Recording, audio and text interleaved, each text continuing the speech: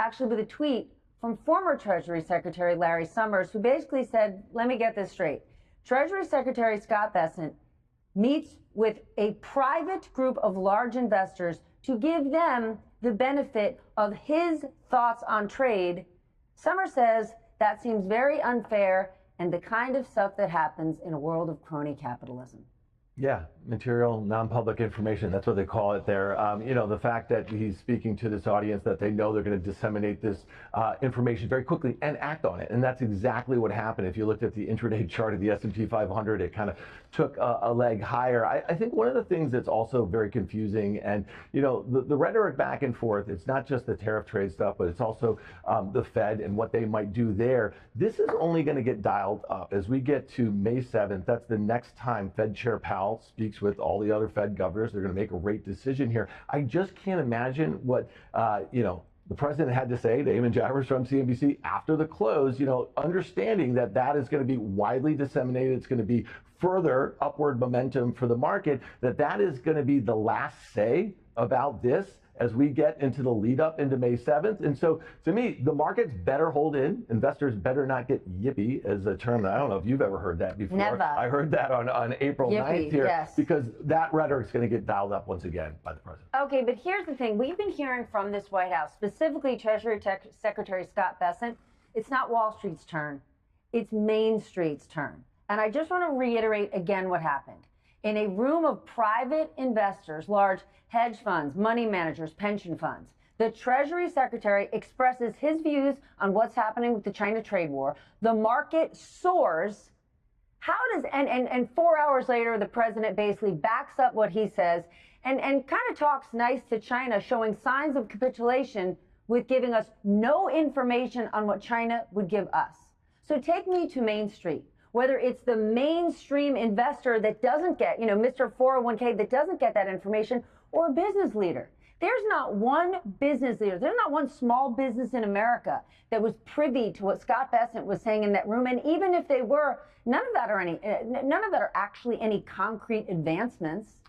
As my colleagues at Bloomberg reported, this was a small meeting, as you say, very exclusive group meeting with the Treasury Secretary on the sidelines of the IMF and World Bank meetings in D.C. So this was pretty rarefied air inside this conference room. And you're exactly right. It was restricted to that group.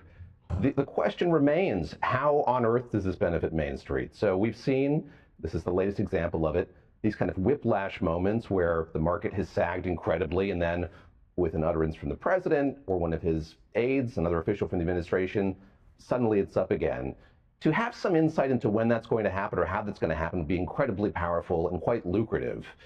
I'm not suggesting that that was the case widely here, but it's just a fact of the matter that we have seen this market rise and fall moment to moment over these last many weeks, and that's an incredibly notable thing, and I would imagine a worrisome thing to a lot of people as well. But does the White House run the risk that they lose their credibility, that they become the boy who cried wolf? Because, I mean, even what Bessent said in that meeting today wasn't that monumental. We don't know if they're, right? They haven't actually hashed out any deal, and the market went up almost 1,000 points. At some point, is the market going to say, I don't believe you, or is the White House trying to teach the market a lesson? Don't you short the market in my face, because I could come out with an announcement based on truth or lies at any moment. I think they have less teeth the more that you do it. And I think we know from Trump 1.0 that he's not particularly a great negotiator. If you think about 2018, when they slapped some of the first tariffs on China, it took 2 years. They didn't even get to phase one until January of 2020. And so when you think about, you know, saying the quiet part out loud, which is what they always do, the Chinese are just kind of sitting back. And they're just kind of letting the markets push the White House around. They're waiting to see what he's going to say. And, you know, the other thing is that the Chinese are also saying, wait a minute, why hasn't Japan? Why hasn't Mexico? Why hasn't the EU? You know, why hasn't Canada done a deal? We're going to sit around and wait for it. And I just want to make one other point. You just mentioned Main Street and you mentioned 401ks. And I don't know if you noticed this morning. 101ks now. Yeah. Well, so two huge government contractors. These are two great American companies, Northrop Grumman and Raytheon, which is now RTX. Okay, these are both nearly 100-year-old companies. They get a disproportionate amount of their sales from the U.S. government. They were both down 10% today. Why? Because they are taking earnings hits on tariffs. Plain and simple. That's what their CEO said. The stocks got sold off 10%. If you were a shareholder of those companies, if you have it in your 401k, if you were in a profit sharing plan, or however you do, if you work at those companies, your holdings are down 10% because of a policy that the president has not even articulated much about yet. And these are two great American companies that are right involved in our defense apparatus here. So I think there's just lots of collateral damage that's going on here that I think is kind of underreported. Well, here's what and I'm glad you did. Here's what our Treasury Secretary articulated today. He also told investors that a goal of negotiations would be rebalancing the Chinese economy towards consumption and the U.S. economy towards manufacturing. No duh.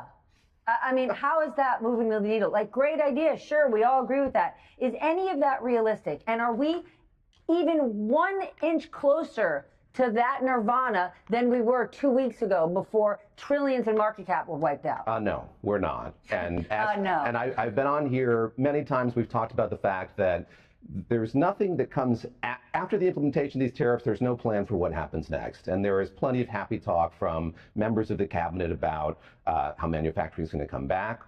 We don't know what that's going to look like, what they think it's going to look like. But to get to that kind of rebalancing that Scott Bessent is talking about would take an incredibly long time.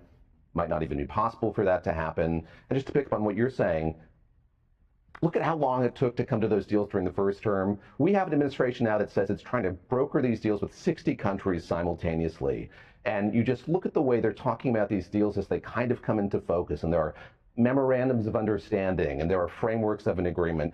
They aren't concrete deals. I'm very curious, and you would know this better than I, if that's going to be enough for Wall Street to know that it's good enough that these countries are just talking to one another, or if when push comes to shove, what really needs to happen is something has to be inked. That's many years off from today. It could be good enough for Wall Street because traders can trade on anything, right? They're not making We saw a that long-term today. commitment. Yeah. Who it's not good for are businesses that actually have to make long-term decisions. Somebody can go in and out of a stock in a millisecond. It means nothing. But let's talk about the Fed Chair, Jay Powell, because a cynic or a skeptic would say, Donald Trump hasn't changed his opinion of Jay Powell. Potentially nothing's happened with China. But they woke up this morning after a disastrous day in the markets yesterday when the president signaling he wants to get rid of Jay Powell and nothing's happening on trade. Whom he picked, by the way. Whom he picked. Yeah. And suddenly, oh, I don't want to get rid of Jay Powell. And maybe things are moving forward with China. But let's say Donald Trump were to get his wish, right? He's saying he doesn't want to get rid of him. But let's be honest. Let's say Jay Powell's gone. If Jay Powell were to leave his post and Trump could get that done, there's a huge group of super qualified people who could be Fed chair. But the next Fed chair who would take that position after Jay Powell would be saying, yes, the Fed is no longer independent. Donald Trump is the boss. Would that not completely compromise the Fed, even if you had a superstar in that position? Yeah, it would undermine their credibility, right? It's meant to be independent. And, you know, one thing that's really important, you could say he could try to kind of swing his magic wand and get rid of Jay Powell. Powell's already said that he's not leaving. You know, like if he tries to fire him, he's going to take this to the court, and this could go to the Supreme Court. We've used this term, a constitutional crisis, you know, in the Trump administration, both 1 and 2.0 for a while. This thing could be that. And it looks like this Supreme Court, to be very clear, doesn't seem like they want to roll over. They seem like they're the last line of defense a little bit. So Powell's not leaving. If he tries to fire him and they have this sort of standoff, that would be a disaster for global markets, not just our markets. We got a little bit of a preview of that yesterday. He's also not the sole decider, right? He would just level down to be a Fed governor. Like, Jay Powell is more like the jury foreman, right? What is Trump going to do? Take out every possible Fed governor who might disagree with him? That's not really possible.